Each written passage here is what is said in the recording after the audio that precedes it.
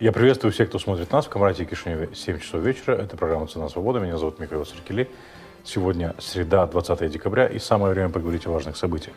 Призываю вас поставить лайк под этим видео и подписаться на нас в YouTube и Фейсбуке. Тогда нас станет больше. Делитесь этим видео, отправляйте его своим знакомым и близким. Пусть как можно больше людей, особенно в Гагаузии, услышат правду о том, что происходит в автономии стране, и правду о войне в Украине, которая, несомненно, повлияла и будет влиять на нашу жизнь. Друзья, сегодня у нас в гостях глава Ассоциации гагаузских сообществ Украины Юрий Демчоглу. С ним мы поговорим о ситуации на фронте и гагаузах, воюющих в рядах ВСУ. Во второй части выпуска мы поговорим с экспертом в области энергетики Сергеем Тафилатом о том, что будет после истечения договора «Газпрома» с «Нафтогазом» о транспортировке российского газа через газотранспортную сеть Украины. В третьей части выпуска мы поговорим с журналистами Андреем Копторенко и Вярикой Татару, которые освещают ситуацию на фронте в Украине, о их последней поездке на фронт. Не переключайтесь, скоро вернемся. Друзья, в этой части выпуска я предлагаю поговорить о том, как обстоят дела в Украине, в Одесской области, на фронте. Поговорить об этом я предлагаю с нашим частым гостем Юрием Дмитриевичем Демчогло, главой Ассоциации гагаузских сообществ Украины. Господин Демчогло, приветствую вас. Вітаю, Буназіва, Заман Хайрлсон. Заман Хайрлсон, я вас витаю. Рад вас видеть, Юрий Дмитриевич. Наверное, с первого вопроса начну и, наверное, позволю себе поздравить вас. Да? Совет Европейского Союза принял историческое решение о начале переговоров с Украиной и Республикой Молдова. Украина к этому решению шла очень долго и фактически сражается на поле боя за свое право быть в Европейском Союзе. Как это решение восприняли в Украине, в Одесской области в частности? Вы знаете, очень приятное положительное решение. Во-первых, действительно, Украина очень долго и сложным путем идет. В Украине из-за этого было две революции, два Майдана. В Украине из-за того, что Украина становится действительно постепенно европейским государством и становится плохим примером, для некоторых плохим примером, для них, хорошим для нас, становится европейским, именно с европейским демократическим обществом, с европейскими улицами, с европейскими, как говорится, фасадами, становится плохим примером для некоторых соседей.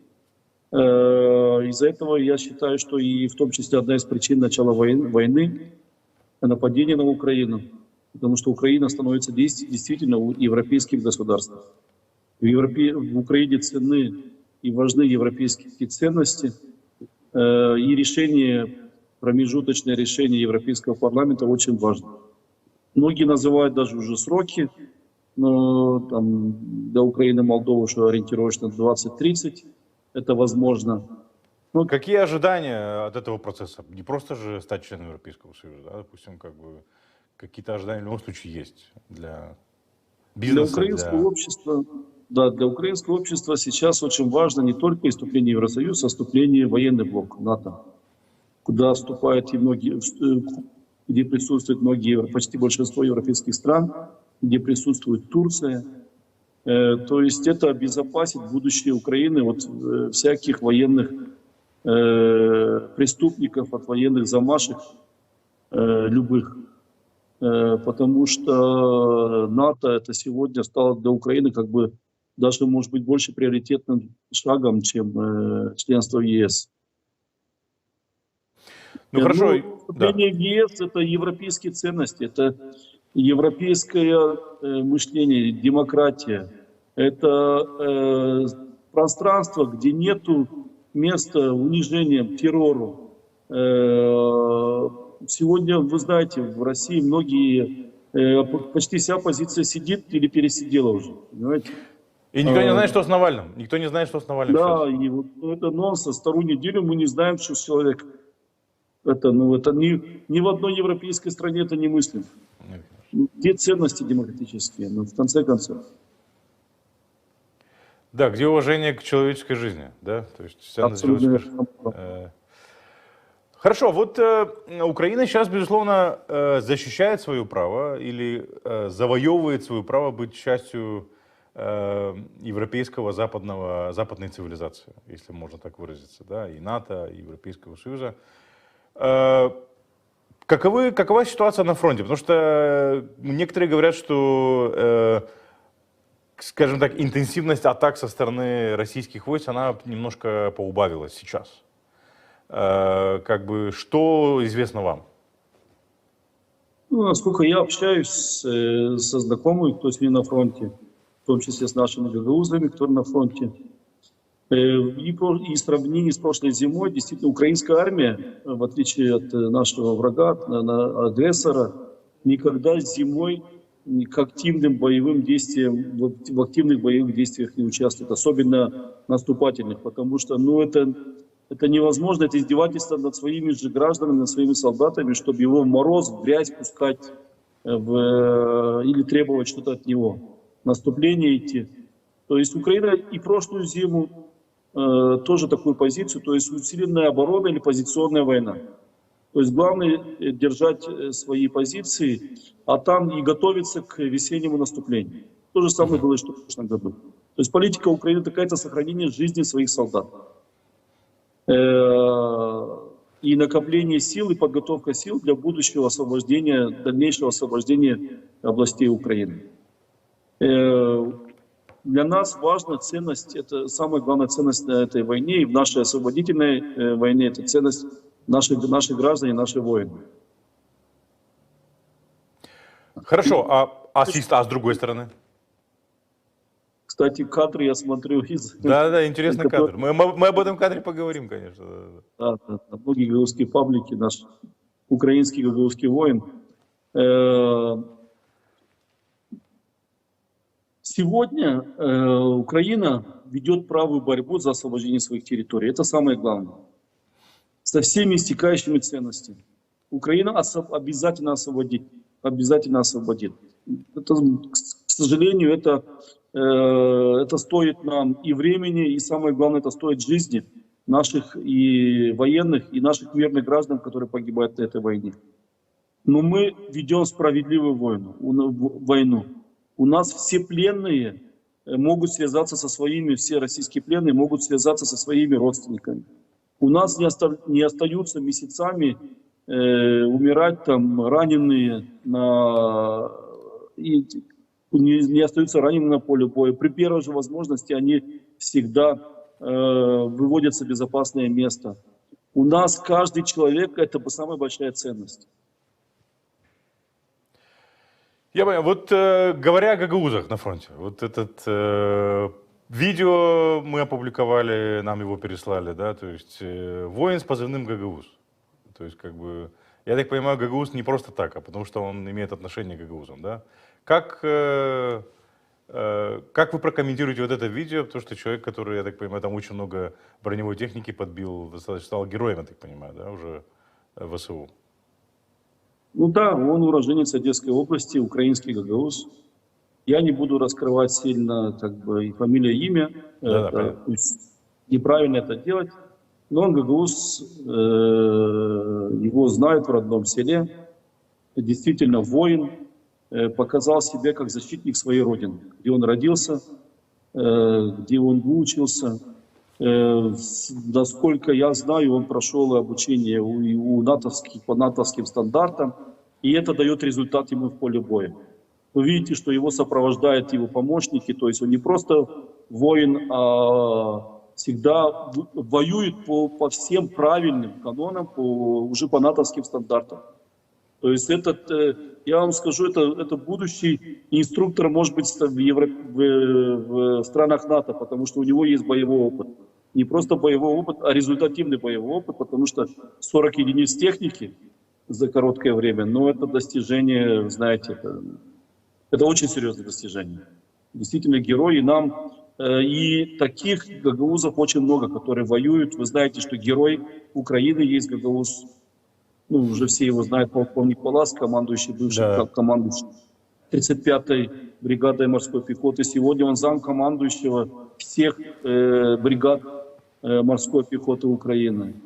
Тоже его имя облетело всю Украину, все о нем знают и гордятся. То есть гагаузы показывают, что для них важно их государство, важно ценности, которые за 30 лет дало им украинское государство. То есть они любят свою страну, не просто любят, они показывают, что они готовы бояться, готовы не бояться отдать даже свою жизнь и готовы воевать за свою страну. То есть они полноценные члены своей страны, и то, что о том, что говорят, что у нас там фашисты, там еще чего-то, ну, видите, у нас министр обороны крымский татарин сегодня. Ну, это да, да, безусловно, конечно. У нас болгары, украинцы, молдаване все равные на поле боя. Вы видите, вот там видео, я помню, начало боя, он говорит на русском языке, командир дает ему команду на украинском, он отвечает ему на русском языке.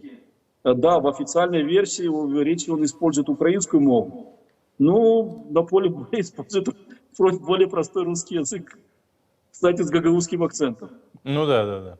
Хорошо, а вот это наличие гагаузов на фронте, оно меняет отношение, как сильно оно поменяло отношение бессарабских гагаузов к этой войне и вообще к России и так далее? Потому что, знаете, очень многие утверждают, что, в принципе, как бы в Южной Бессарабии по-прежнему осталась вот эта вот память о России и так далее, как, ну, примерно то же самое, что здесь в Гагаузии, или ситуация отличается? Я у вас спрашивал уже этот момент, но хотелось бы обсудить это еще раз, потому что здесь, к сожалению, в Гагаузии ситуация не меняется, к большому сожалению. Плохо, да. Дело в том, что ситуация, как мы говорили, начала меняться кардинально после 2014 года, когда Россия оккупировала Крым и восточную часть Украины, часть Донбасса. Но после агрессии ситуация кардинально уже поменялась. Кардинально поменялась, потому что Россия показала всю свою сущность. И наши украинцы гагаузского происхождения, наши украинские гагаузы, когда воюют, они не воюют против России. Они воюют за свою родину. Они защищают свою родину. Они не хотят, чтобы русский мир или сегодняшние ценности, которые есть в Российской Федерации, пришли на Украину. Потому что вот этот парень, он родился в Украине уже. Понимаете? Он не знает, что такое Советский Союз. Ну да. Он родился уже в Украине, он знает свое украинское государство, которое дало ему образование, которое дало ему ценности украинского государства. Он прекрасно говорит по-гагаузски, я с ним общался, я его знаю, познакомился с ним. Этот прекрасно говорит по-гагаузски. Ну, и он очень настроен по-боевому, и это видно его поступкам, и исходя из разговора с ним, он готов воевать еще очень долго за свою страну. И я вам скажу, благодаря этому сегодня объединились все нации в Украине. Благодаря этому я очень рад, что украинцы начали еще больше с уважением относиться к гагаузам в Украине, к национальным своим меньшинствам.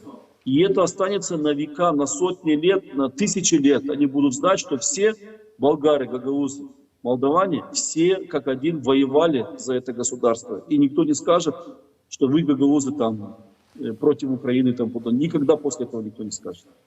И это наша гордость. Да, рад за украинских гагаузов, как бы демонстрируют, что не все гагаузы за русский мир и так далее, да, хотя они понимают, чего хотят. Сказали, что они полностью члены этого украинского общества, что они полноценные, то, о чем я говорил, что они полноценные граждане своей страны, и у них есть как и права, так и обязанности в украинском государстве.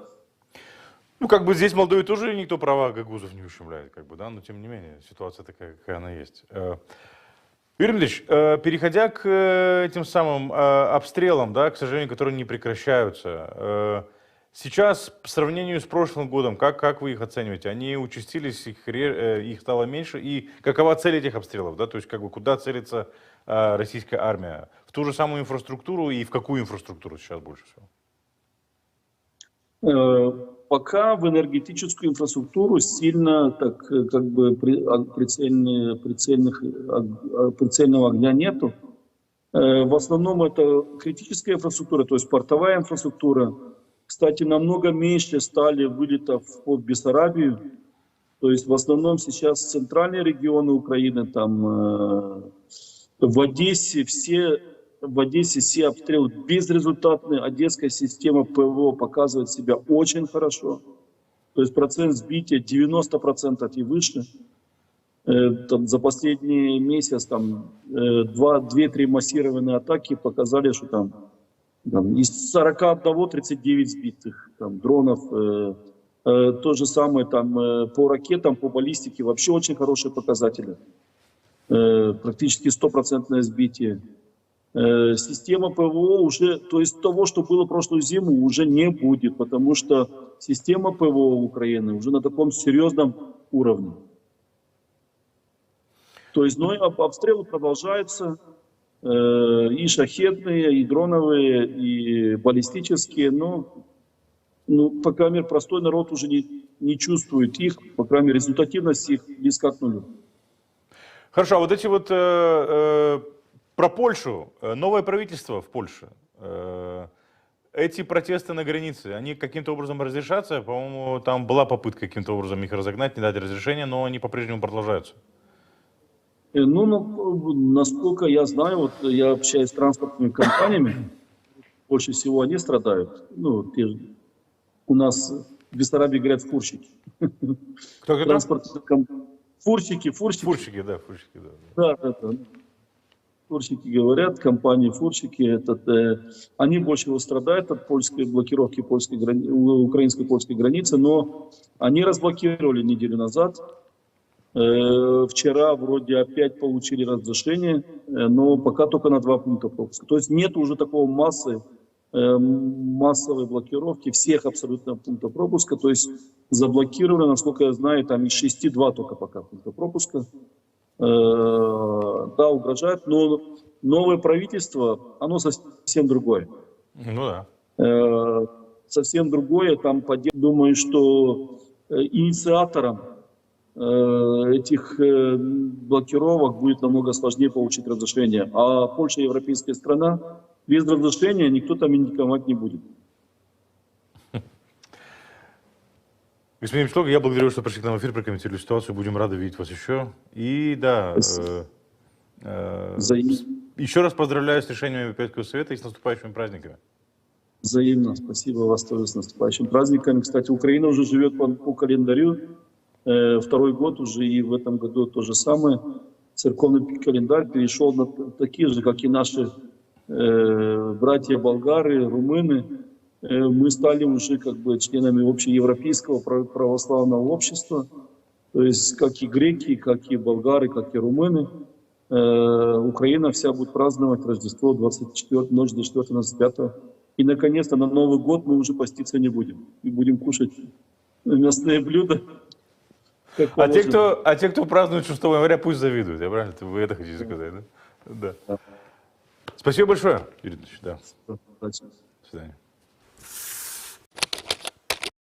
Друзья, в этой части выпуска я предлагаю поговорить о газе, о том, что случилось с обещаниями беглого преступника Илона Шора по поводу газа по 10 лей для районов, которые за него проголосовали, о том, что происходит с бывшей гегемонией «Газпрома» на европейском рынке и о том, как будут обстоять дела со снабжением газа для левого берега Днестра после того, как истечет контракт на транспортировку российского газа через Украину. Об этом я предлагаю поговорить с экспертом, в области энергетики Сергеем Тафилатовым. Господин Тафилат, приветствую вас. Здравствуйте. Рад вас видеть и добро пожаловать к нам опять. Спасибо, что нашли время для нас. Давайте для начала с нашумевшего последние месяцы вот этого, я даже не знаю, как его называть, мыльного пузыря, наверное, да? Газ по 10 лет Шора. Что-то как-то перестали эту тему раскручивать и педалировать. Это уже в утиль или они вернутся опять к этой теме? И почему не получилось? Да. Я разбирал эту тему в отдельном видео у себя на блоге, на канале в Ютубе. Значит, посмотрим, вернется немного назад. Год назад мы помним, что была делегация от партии ШОР, встречались в Москве там, с депутатом Слуцким, даже представляли письмо, вроде бы как все, есть договоренность поставлять российский газ, там, по лучшим ценам и так далее. Полгода назад, даже чуть больше, в апреле, тот же ШОР у себя на страничке в Фейсбуке сказал, что вот через 45 дней будет газ по 12 лей. Апрель проголосовать за закончился, 45 дней прошли, декабря будет газ уже по 10 лей. Ну, сегодня уже 20 число, газа все нет. И уже пошли отговорки, что вот нам кто-то мешает, нам, не знаю, что таможня, Молдова газ, Майя Санду, погода, не знаю, дороги, что еще мешает. То есть сейчас его не получается, или он просто вводил людей в заблуждение. Ну хорошо, получается, что те меры, которые выработало правительство, они работают, я правильно понимаю? Поэтому как бы никто особо не стремится расторгнуть договор с Молдова газ и перейти к этой новой компании. По сути, я думаю, правильно объяснить людям, какие риски. Безусловно. Значит, когда ты переходишь к частному поставщику газа, у тебя нет гарантии, что он тебе будет поставлять газ. То есть речь в чем? То есть у него нет обязательства, правильно? Совершенно верно, да. Он может не успеть закупить этот газ, не успеть забронировать газопроводы, чтобы доставить его в Молдавию, не успеть провести оплату или обанкротиться, или не знаю что. То есть ты подписываешь договор с частным поставщиком, вроде как все нормально, пару месяцев он тебе может поставлять, но потом он может сказать, что извините, газа больше нет. И что тогда? Тогда потребитель возвращается к поставщику, на которого наложено обязательство публичной услуги, вот как у нас Молдова газ, да? Только ты не возвращаешься на старый тариф, а для таких потребителей, которые ушли в частный рынок, потом возвращаются обратно, они возвращаются на более высокий тариф, потому что в срочном порядке, даже не Молдова газа, а Энергоком у нас, который закупает газ, Энергоком должен срочно найти дополнительные объемы газа на рынке, а они более дорогие, особенно если ты перешел зимой. Зимой цена выше, чем летом. Поэтому для всех потребителей Энергоком закупил газ летом по более хорошим ценам, а те, кто будут возвращаться с частного рынка на регулируемый, они будут 12 месяцев платить более высокий тариф, потому что им срочно надо купить газ. То есть есть определенные риски. Опять же, когда переходишь на частный рынок, к частному поставщику, ты как потребитель договариваешься, либо у тебя цена меняется ежемесячно, исходя из колебаний рынка, сколько будет стоить газ на бирже. Либо ты заключаешь договор с фиксированной ценой на год или на 2.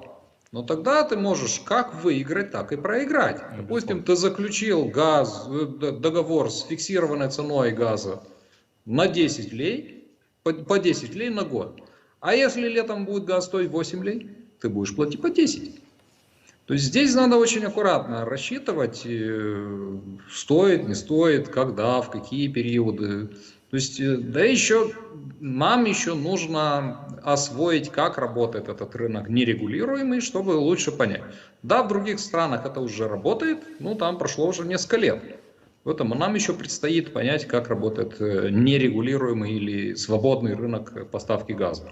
Я думаю, это больше интересно для индустриальных потребителей, тех, у которых большое потребление. Они, конечно, следят за ценами, они лучше понимают, как работает биржа по продаже газа, поэтому им легче ориентироваться.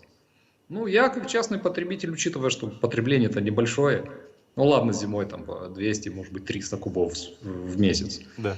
Не так ощущаешь эту разницу в цене, тем более, что есть еще и компенсация. Предоставляла компенсации. Не только по газу, там и по дровам, и по остальным. Так, а еще продлили, получается, да? То есть можно еще не поздно, я правильно понимаю? Да, можно. Можно регистрироваться, конечно, обязательно. Ну хорошо, то получается, что они из глубоких штанин достанут опять эту тему рано или поздно, да? Или как? Я думаю, что здесь Кремль, Российская Федерация, то есть те, кто принимают решения, потому что решения по касательно газовой темы, они принимаются не в Газпроме, Газпром скорее исполняет то, что приходит сверху. То, что они решили вернуться на молдавский рынок газа через Шора, это глубочайшая ошибка. Во-первых, потому что Шор находится под санкциями. И любая компания, любое лицо, которое заключает какие-то соглашения с Шором, рискует попасть под санкции. И в первую очередь я говорю о молдавских банках, которые обслуживают вот эту вот фирму Nordgas Furnizare. У них же есть счета в банках. Да. Если эти банки обслуживают компанию, которую контролирует Шор, они рискуют попасть под американские санкции. То же самое вот эта вот турецкая их компания, с которой Нордгаз заключил договор, или компания из Германии, Да. другая прокладка. В булочной, которую... Да, совершенно верно. То есть эти компании тоже рискуют попасть под санкции, поэтому я сомневаюсь, что Шору удастся поставлять сюда газ. Но я смотрю на это с точки зрения, вот, скажем так, развития ситуации за последние 2 года. То есть в 2021 году, 2 года назад, нам «Газпром» ограничивал поставки, увеличил почти в 3 раза цену на газ. То есть нас шантажировали, потому что у нас не было альтернативы. Ну да. Сейчас нас больше никто шантажировать не может. Да, у нас появилась альтернатива. То есть, значит, за 2 года мы что-то успели сделать. Мы сумели создать альтернативу, резерв газа, закупаем газ на бирже. То есть нас уже шантажировать никто не может, и это достижение. То есть вместо того, чтобы нас шантажировать, сейчас «Газпром» пытается зайти на молдавский рынок через Шора, делать демпинг, скидки и так далее. То есть я считаю, что это достижение. Ну, то есть, получается, теперь они пытаются использовать тот свободный рынок и альтернативы, которые у нас есть, для того, чтобы, опять же, подорвать энергетическую безопасность страны. Правильно понимаю? Да, они пытаются капитализировать товарища Шора путем, вот давайте мы ему предоставим дешевый газ, и он, может быть, как-то одурманит граждан Молдовы и заработает на этом политические дивиденды. Ну, не получается. Хорошо, тогда вот вернуться к той фразе, которую вы сказали, что они пытались через Шора войти на молдавский рынок газа. То есть они таки хотели зайти на молдавский рынок газа? Или они использовали просто для спекуляции, просто чтобы разобраться, да, то есть как бы что на самом деле имеет место? Ну, здесь мы входим, наверное, в зону спекуляции. Ну, точно мы можем сказать, что у «Газпрома» хватает объемов газа. У них излишек, у них упал экспорт на европейский рынок очень серьезно. Ну, примерно в 6 раз по сравнению с тем, что было раньше. И мы не сомневаемся, что «Газпром» может поставлять газ, ну, даже бесплатно, как происходит, допустим, с Приднестровьем. Через фирмы прокладки Илона Шора, правильно? Да, совершенно Так верно. почему они этого не делают, если они могут? Вот это пока нам непонятно. То есть здесь пока ясности нет. То есть технически, там, не знаю, физически «Газпром» может поставлять газ. Почему они решили попытаться сделать это через Шора, я не совсем понимаю. Ну, это, наверное, политические какие-то рассуждения. Но если «Газпром» хочет поставлять сюда газ, они могут спокойно сделать это напрямую. Да, им никто не мешает сделать предложение тому же «Молдовагазу» по более приемлемой цене или «Энергокому». Ну, тем более контракт же не истек, правильно? Они по-прежнему половину объема нам не поставляют. Совершенно верно. Да, и это происходит не только с Молдовой. Значит, я вот снял недавно видео, анализ, что происходит с экспортом российского газа на европейский рынок, и сравнил с тем, что происходит экспорт на китайский рынок. Значит, если говорить в цифрах, вот до 2019 года доля «Газпрома» на европейском рынке газа достигала 45%. То есть вот самое большее они за последние 7-8 лет. Они поставляли на европейский рынок в 2019 году 183 миллиарда кубометров газа. 183 миллиарда. За 9 месяцев текущего года, знаете, какие поставки? «Газпром» поставил 16,5. Да, ну окей, это данные за 9 месяцев, но если берем план за 12 месяцев, за год, ну они планируют поставить 24-25 миллиардов кубов, то есть более чем в 6 раз меньше. Окей, это по объемам. Даже если посмотреть по коридорам поставки, да, то есть через какие страны они осуществляют транзит, поток и газотранспортная система Украины. Смотрим суточные объемы. 38-40 миллионов кубов в сутки. Что через Турцию, что через Украину. Даже через Украину они уменьшали до 25 миллионов кубов в сутки. Умножая на 30 дней, на 12 месяцев выходим на те же объемы. То есть других объемов газа, как сейчас идет, спекулируют. Даже по объемам прокачки газа через Турцию, через Украину мы видим, что объемы очень маленькие. доля «Газпрома» на европейском рынке сократилась с 45% в 2019 году до 7% в текущем году. А кто в основном покупает российский газ в Европейском Союзе, если мы говорим о... Российский газ, продолжают покупать российский газ и несколько маленьких стран там в Балканах. Ну, такой большой потребитель, как Германия, уже не покупает. Нет, абсолютно. Германия была самым большим потребителем, они полностью перешли на поставки сжиженного природного газа. И это сейчас самые большие объемы газа на европейском рынке. Ну хорошо, а что дальше? Попытается Путин каким-то образом вернуться на европейский рынок или это? И, кстати, скоро заканчивается соглашение с Украиной о транспортировке газа. Есть ли вариант, что оно будет продлено? И если нет, то что дальше? Путин лично заявлял и подтвердил то, что осуществлял «Газпром». Они шантажировали Европейский Союз путем сокращения поставок и почти полностью прекращения поставок ряду стран. И стратегия Путина была, что все эти объемы уйдут на китайский рынок. Но если посмотреть объемы поставки на китайский рынок, то объемы там очень смешные. Сейчас я открою график и посмотрю. В принципе, и так по памяти можно сказать, где-то, если на европейский рынок «Газпром» поставлял 180 миллиардов кубов, на китайский рынок они поставляют 22 миллиарда кубов. То есть даже не сравнивается в год. И планируют там выйти на пиковую мощность «Сила Сибири» 35 миллиардов кубов аж к 2027 году. То есть никак поставки российского газа в Китай не возмещают утерянный европейский рынок. Более того, если посмотреть и по цене, в Китай «Газпром» экспортирует ниже себестоимости.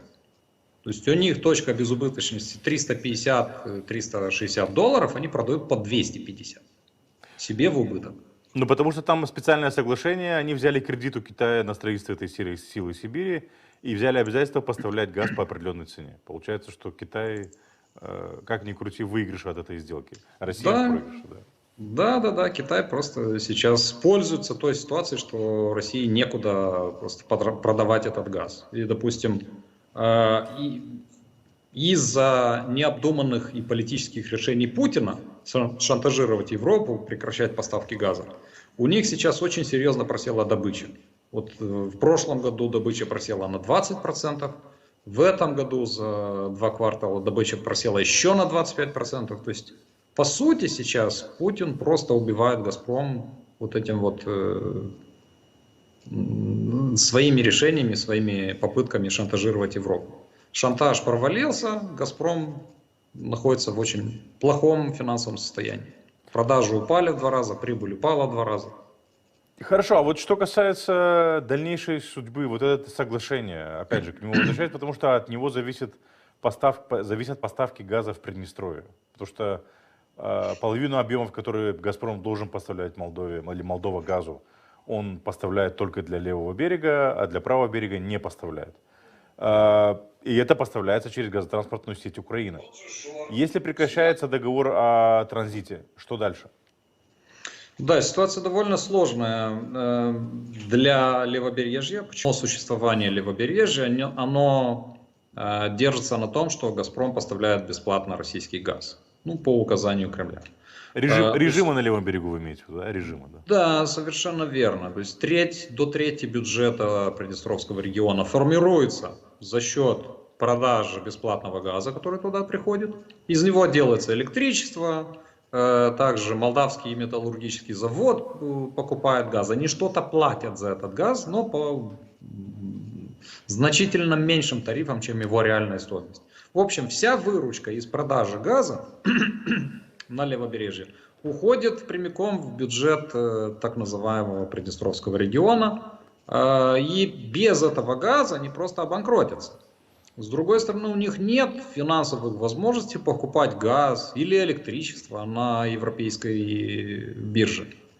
Поэтому, по сути, если прекратится транзит газа через Украину, а я напомню, что в декабре 2024 года, да, то через год, заканчивается транзит газа, то есть заканчивается договор по транзиту газа между «Газпромом» и украинской газотранспортной системой, «Газпром» больше не будет допущен на аукционах по бронированию мощностей. То есть это как происходит? Есть газотранспортная система, есть оператор. Он делает аукционы на бронирование мощностей. То есть и можно забронировать на год, на полгода, на месяц, на день и так далее. Российские компании больше не будут допущены на эти аукционы. У Тирасполя нет официально признанной компании, у которой есть лицензия на импорт газа. То есть, получается, они просто физически не смогут бронировать мощности. И я думаю, что это, скорее всего, создаст предпосылки по реинтеграции страны. Потому что у Тирасполя не останется другого выхода, кроме как вернуться в наше конституционное поле. А насколько велики шансы того, что договор не продлят по транспортировке газа? Или это сложно сказать сейчас? Украинская сторона уже не раз об этом заявляла. Да, с другой стороны, появляется резонный вопрос. Хорошо, а сейчас же через Украину осуществляется транзит для Словакии, для Австрии, для Венгрии и так далее. А как будет «Газпром» дальше поставлять им газ? Очень спокойно. Те же европейские трейдеры из Австрии, из Словакии, из Венгрии, они сами будут приходить и участвовать на тендерах в Украине по бронированию газопроводов. То есть они будут получать газ на границе Российской Федерации и Украины. И сами платить за транзит. Просто у Тирасполя такой возможности нет. У них нет лицензированной компании. Вот и все. В этом вся проблема. Но с другой стороны, нам тоже нужно подготовиться, потому что это...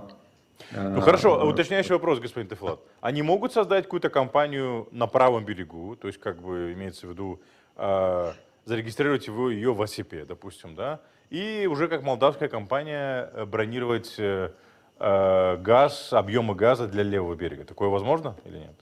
Не вопрос. Такие попытки даже были. Вот были новости в прошлом году, что какая-то компания в какой-то квартире здесь в Кишиневе получила лицензию. Лицензия стоит 3250 лей, пожалуйста, на 25 лет. В этом проблемы нет. Проблема заключается в другом. Во-первых, мы должны понять, что рано или поздно этот условно бесплатный газ для левобережья закончится. Да, и нам надо быть к этому готовыми. С другой стороны... И нам, да, получается? И левый берег, и правый. Совершенно верно. С другой стороны, мы прекрасно понимаем, что украинская сторона, сейчас же там идет конфликт, украинская сторона не потерпит того, что вот у них где-то на заднем дворе находятся российские так называемые миротворческие силы. То есть в любом случае этот вопрос тоже надо будет решить. Потому что это касается безопасности в регионе. Поэтому так или иначе, мне кажется, что мы должны начинать подготовку по реинтеграции страны и понять, какой план действий, сколько это нам будет стоить, кто что должен предпринимать. То есть это ряд комплексных мер, которые надо все просчитать, проанализировать, разработать план действий, согласовать его. Я думаю, что финансово нам будет очень сложно без внешней помощи, надо это все согласовать. Там есть и вопросы безопасности, как это все делать мирным путем, и так, чтобы были все выигрыши вот этого. И на правом берегу, и на левом берегу, чтобы всем было, грубо говоря, всем было интересно, да, чтобы все были заинтересованы в объединении страны. Господин Тефлат, я благодарю вас за то, что пришли к нам в эфир, прокомментировали ситуацию. Будем рады видеть вас еще. Спасибо большое. С удовольствием. Счастливо. До свидания. Спасибо вам, что смотрите нас. Для того, чтобы мы продолжили свою работу, поддержите нас. Станьте нашим патроном или сделайте разовое перечисление на нашем сайте. Внесите свой важный вклад в борьбу с пропагандой в Гагаузии.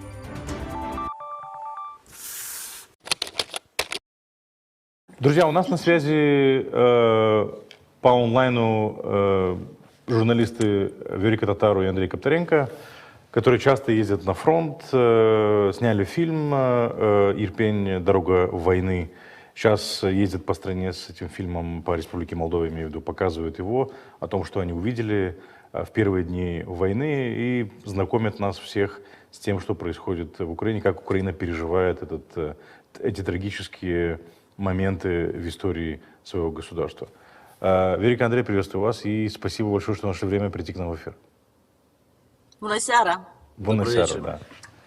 Deci vorbim română și vorbim rusă, ceea ce ne limbi diferite, dar de fapt suntem uniți, da? Adică Ne înțelegem. ne Da, înțelegem, vorbim, da. suntem diferiți, vorbim limbi diferite, dar ne înțelegem. Așa cum Не este și интеллигент, populația Маша, коррект, Republicii да. Moldova.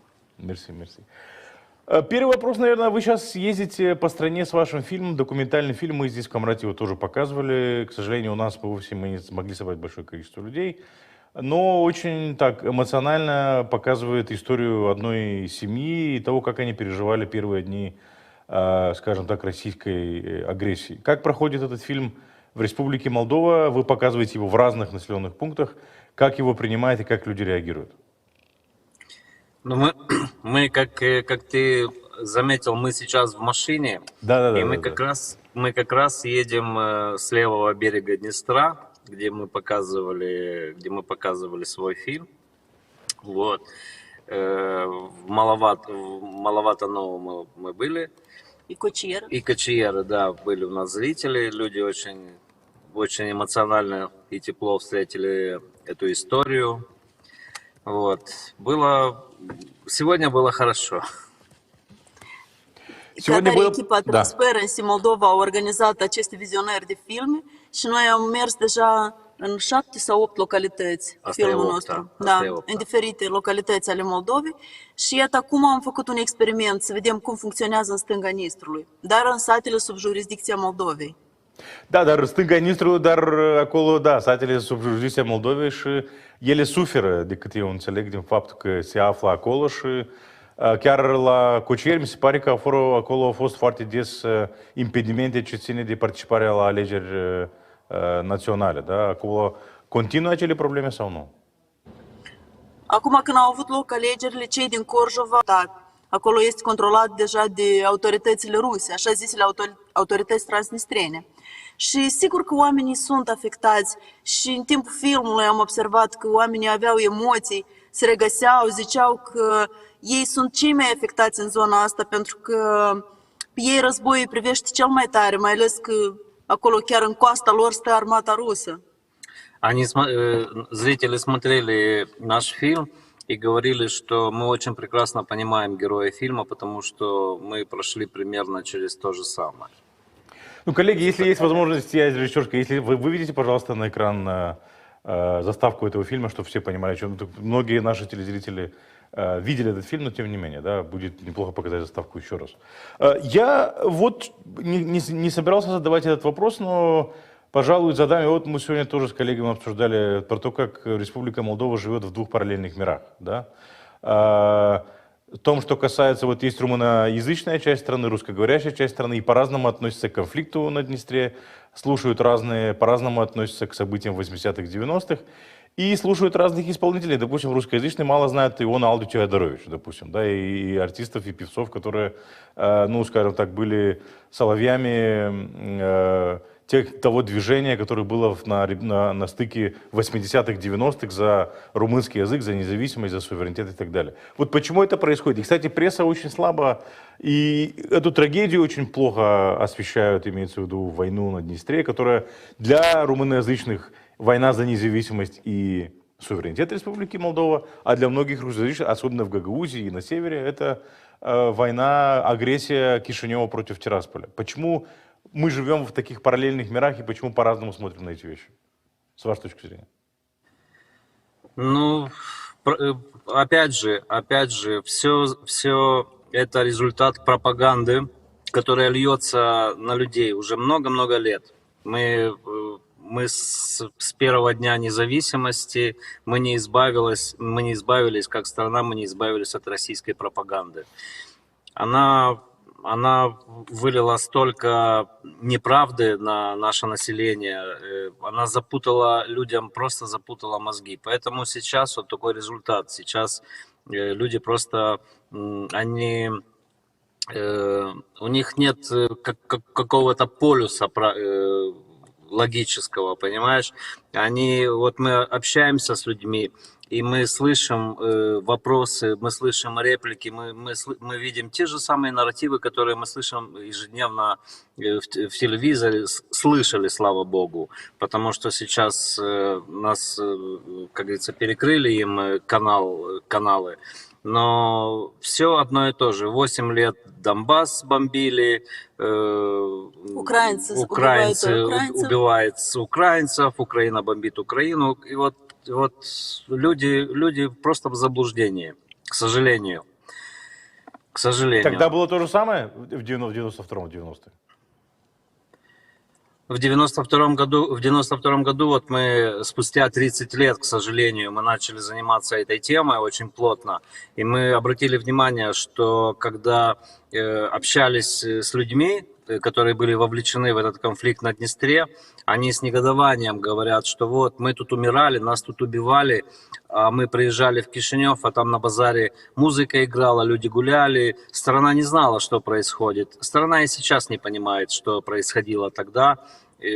А представь себе, как это было в те года, в 92 году, и как эти люди переживали вот эту беду, которая с ними происходила. Они остались один на один с проблемой. И, по-моему, сейчас тоже так. Da, chiar astăzi din discuțiile cu oamenii din Cocieri care au vizionat filmul, ei ziceau că ei se simt izolați, mai ales că acum în localitățile lor sunt împărțite părerile. Printre ei există și ei au recunoscut, sunt mulți care așteaptă să vină totuși armata rusă să îi elibereze. Ei nu simt suportul Republicii Moldova, simt un pericol din partea Rusiei, deci sunt cumva foarte, foarte marginalizați oamenii ăștia și sunt puțini care într-adevăr spun părerea lor, care au o atitudine. Mulți din frică nu mai vor să participe, nu mai vor să se implice în nimic, nu mai vor să audă, neagă tot, pentru că ei au avut de suferit în 92 cel mai mult și au rămas așa ani de zile, 30 de ani, 32 de grabă și nu au foarte mare speranță că se va rezolva odată și odată. Sau le este frică că într-o zi la ei se va porni din nou războiul. Да, мы сегодня вот смотрели, сегодня после показа нам женщина в зале сказала, вы знаете, нам так страшно, мы так боимся, что опять будет как в 92-м. И это нам стало понятно, что проблема не пропала, проблема существует, и люди живут вот с этим страхом до сих пор. Și încă mulți ne-au zis și despre ideea că, uite, nouă aici foarte des ne spune că, uite, Maia Sandu vrea să aducă război în Transnistria. Și am încercat să vorbim, am încercat să le explicăm de ce le spune asta, care este interesul celor care promovează așa idei. Probabil că ei zic asta pentru că nu le place sau că Maia Sandu nu negociază cu Putin. Și din asta reiese că dacă ea nu va negocia cu Putin, va veni războiul în regiuni, peste noi, începând cu regiunea transnistreană. Și de atâta oamenii au niște frici și am încercat să le explicăm că nu așa funcționează. Dimpotrivă, dacă guvernarea noastră vrea să elibereze regiunea transnistreană, o făcea din primele zile a războiului, dar deja aproape de 2 ani se încearcă pe cale democratică cumva să ajungă la o rezolvare. Deși încă nu este foarte clar care e rezolvarea. Ну вот в Гагаузии тоже часто слышны лозунги о том, что заявления о том, что Майя Санду пытается вовлечь Молдову в эту войну. Как эти заявления отличаются там, ну скажем так, в зоне безопасности и в Гагаузии? Вы наверняка тоже их слышали. Ну, здесь в зоне безопасности, Михаил, мы обратили внимание, что люди немножко, они уже один раз обожглись. Они очень аккуратно, они понимают, вот сегодня у нас была беседа с нашими зрителями, и мы почувствовали, что они понимают ту опасность, которую несут вот эти вбросы. Просто люди понимают, что как может такая маленькая страна угрожать такой огромной стране, как Россия. То есть это просто изначально это просто глупость полная. Нам бы жить в мире и согласии так, как мы привыкли. То есть причем здесь какая война, с кем воевать нам?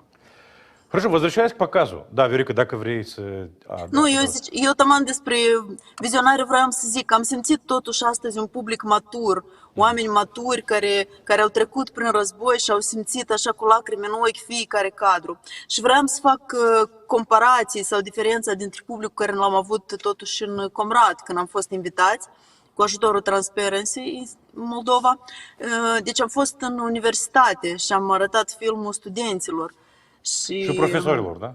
Și profesorilor da. inclusiv. Și am fost mirați să vedem reacțiile de acolo, deși ne așteptam că nu vor fi foarte încântați, dar ne-am așteptat că sunt tineri și măcar vor vrea să înțeleagă, să avem niște discuții civilizate. Și s-a primit? Ну, тем более... Ca тем să более- înțelegi, finalul a fost cu Slava России. Au strigat câțiva studenți și au ieșit din sală. Ты понимаешь, мы все-таки думали, что мы в академической среде находимся, там студенты, им должно быть любопытно, еще одно мнение, еще один взгляд на вещи. То есть мы рассчитывали на какую-то беседу с ними после просмотра, но вместо этого мы почувствовали вот этот вот, знаешь, просто... Я даже не знаю, как это O сформулировать. negare totală, Такое hai să zicem. неверие, просто неверие по факту, и все. И не интересует их аргументы. Нам потом подошла преподаватель университета, извинилась и говорит: вы понимаете, у многих студентов родители сейчас в России, так то все, то есть они подвержены другим, дома у них по-другому все, дома у них другая атмосфера, поэтому, говорит, попытайтесь их понять. Мы, естественно, понимаем, мы поэтому и пытаемся, мы поэтому и ездим с нашим фильмом, пытаемся показать вот этот рассказ простых людей, Саши и Марины, которые один русский и Марина украинка, и вот они живут в этой стране под бомбами, и мы пытаемся донести их месседж, их судьбу нашим зрителям, чтобы они хотя бы призадумались немножко, призадумались и услышали простых украинцев, простых граждан своей страны. Sau măcar să avem discuții despre ceea ce au văzut și să înțelegem, să punem întrebări, să vorbim și cumva, nu știu, să explicăm anumite lucruri pe care nu le înțeleg oamenii care le privesc. Totuși, cea mai mare părere de rău este că aici, în Universitatea din Comrat, aveam impresia că unii profesori chiar sabotau vizionarea filmului, încercând să ignore total ceea ce văd. Și ne-am dat seama că este grav, pentru că ei sunt cei care ar trebui să dea măcar un exemplu studenților. Și am înțeles că rădăcina e mult mai adâncă decât pur și simplu niște studenți care au venit și nu înțeleg încă foarte bine ceea ce se întâmplă. Totuși rădăcina e mult mai departe, trebuie găsită mai sus, să zicem. Și aici totuși întrebarea, вот, Андрей, вы говорите, как говорит преподаватель, да, родители там, понимаю, была какая-то заряженность, да, в поддержку России, раз крикнули. Здесь был какой-то, я даже это почувствовал, как манифест, скорее всего, да. Но оно и понятно, у нас общество разделено. Наши политики, когда наши политики говорят о том, что наши, в кавычках, рядом, то как же тогда обществу быть? Общество, оно как сейчас, как заблудшие овечки. Не знают, где ищут правду, но не понимают, не знают. Человеку ведь свойственно принимать уже готовые формы, чем самому думать, самому делать свои выводы личные. Им сказали в телевизоре, что так. Все, они поверили в этом, им так удобно. Многим, к сожалению. Вы недавно вернулись с фронта, вы не один раз туда ездили, за 2023 год вы несколько раз были там. Вот эта вот последняя поездка, чем она отличается, что вы там увидели по сравнению с предыдущими, скажем так? Если Noi можете acum поделиться. chiar câteva zile am revenit din regiunea Donetsk, am petrecut acolo aproape 10 zile. Am fost cu o echipă de voluntari din Moldova care duc ajutoare către cele mai afectate zone din regiunea Donetsk. Și ca să înțelegi, Mihai, noi am fost surprinși de această dată pentru că am văzut o schimbare, o mică schimbare. Nu se bombardează atât de des, au fost eliberate mai multe sate care anterior, de când am fost noi ultima dată, erau ocupate și am văzut speranță în ochii oamenilor. Noi intenționat am mers ca să răspundem la niște întrebări. În primul rând, pentru noi aveam nevoie de niște răspunsuri, pentru că ultimul timp se promova ideea că armata ucraineană este cumva este în pierdere, nu mai are forțe, nu mai are armament, este epuizată, va renunța curând și asta a fost prima noastră întrebare. Am mers și am întrebat și militarii și oamenii din practic la câțiva kilometri de linia frontului și am fost surprinși să aflăm că nu este așa, că iarăși este o manipulare a propagandei pro-ruse care vrea să pară de asta. Este o strategie a lor în care vor să ne convingă sau prin care vor să ne convingă că armata ucraineană cade, armata rusă înaintează. Deși noi n-am văzut, fiind prezenți la fața locului, am văzut lucrurile altfel decât se spune. Ты знаешь, Михаил, наша первая командировка, когда началась война, мы приехали в марте домой, и мы приехали с очень, как тебе сказать, то есть первые дни, когда началась война, было страшно. Мы были уверены, что россияне захватят Украину, и мы будем следующей жертвой. И вот мы, находясь первые 3 недели с ними, мы увидели вот это вот перерождение нации, как они собрались и какой отпор они дали россиянам. Вот точно с таким же настроением мы ехали сейчас, потому что пропаганда, как Верика уже сказала, сейчас говорят все больше о переговорах, о том, что Украине пора сдаваться, что все ее бросили. Это все не так. Мы были там, у нас был конкретный вопрос, мы спрашивали людей, что они хотят. Они хотят переговоров или они хотят, чтобы выгнали оккупационные войска. Мы общались с военными. У военных очень высокая мотивация. Они готовы идти в бой.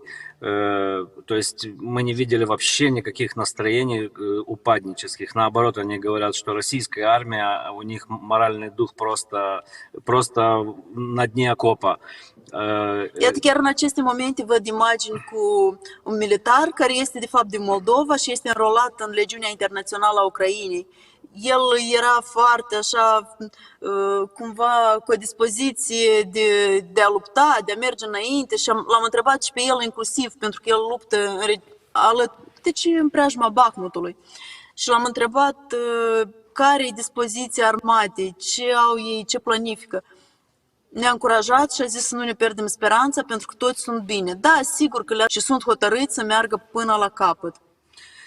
Я дополню и продолжу свою идею, то, что общаясь с простыми людьми, которые живут в освобожденных селах, в освобожденных территориях, мы их спрашивали, что вы хотите, чтобы ваш президент Зеленский сел за стол переговоров или чтобы продолжать освобождение. Все,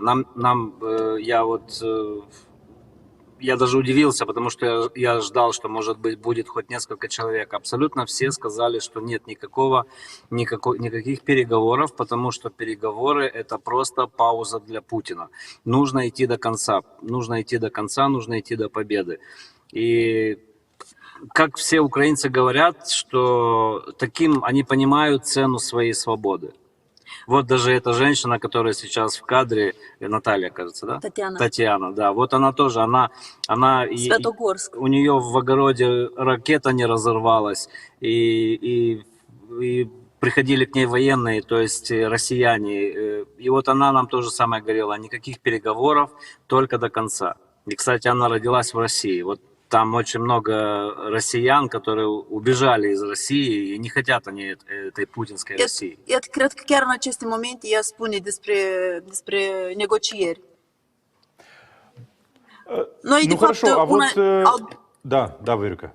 Nu, tot despre asta vreau să spun că A doua întrebare cu care noi am plecat de acasă era dacă ucrainenii vor să negocieze, dacă ei sunt de acord. Ucrainenii de rând, ce cred oamenii simpli. Și așa cum a zis Andrei, am fost surprinși, oameni în vârstă, oameni din sate devastate, din regiunea Donetsk, ne-au zis cu lacrimi în ochi că ei nu vor să audă de negocieri. Niciun fel de negocieri cu armata rusă sau cu Putin. Да, Они уверены, да. они уверены в своей армии, они уверены в своих военных, и поэтому поддержка колоссальна. Это нас тоже успокаивает, потому что мы ехали в эту командировку, мы ехали немножко озадачены тем, что сейчас вот в информационном поле происходит. Так Хорошо, что... вот эти вот диспуты в Конгрессе США о предоставлении помощи, не предоставлении помощи, там заблокирован очередной пакет помощи в 60 миллиардов для Украины, в том числе то же самое с Европейским Союзом, это каким-то образом демотивирует украинских военных? Это влияет, оказывает влияние какое-то? Ну, мы когда говорили, во-первых, до нас информация доходит не совсем точно и верно, потому что нам говорят, что нам пытаются внушить, что демократы против Путина, Республиканцы за. Республиканцы как бы за. То, что неправда. Насколько я понял, вот, кстати, разговаривая с одним из офицеров украинских в такой беседе за нашей мамалыгой, он говорил, что, насколько я понимаю, там проблема в том, чтобы это все было не в пакете. Всякую помощь нужно разделить нужно, да. И это просто политическая игра в Америке. То есть я не думаю, что если республиканцы, они бы не помогали Украине. Это политика, к сожалению, она такая, но вектор поставлен. То есть Путин не должен победить. Диктаторы не должны побеждать сегодня, в 21 веке. Ну, надеемся, что да, так оно и будет, и ВСУ выстоит и освободит свои территории от оккупационных войск. Верика, Андрей, я благодарю вас, что нашли время прийти к нам в эфир и прокомментировать ситуацию. Будем рады видеть вас еще. Спасибо большое. Спасибо, Михаил. Спасибо. Mulțumim. Да, Челебоня.